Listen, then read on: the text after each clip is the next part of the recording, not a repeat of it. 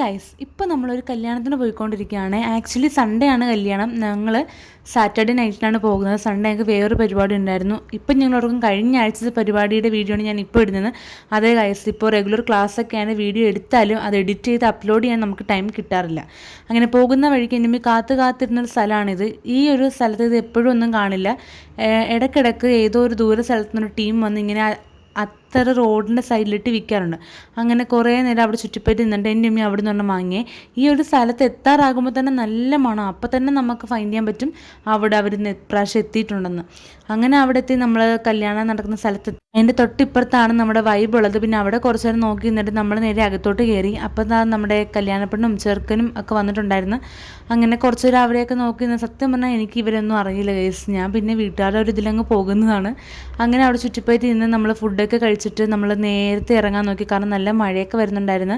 വരുന്ന വഴിക്ക് എനിക്കൊരു ചെരുപ്പ് വാങ്ങണമെന്നുണ്ടായിരുന്നു. ഡെയിലി വെയർ വാങ്ങാൻ വേണ്ടി ഒരു ഷോപ്പിൽ കയറി.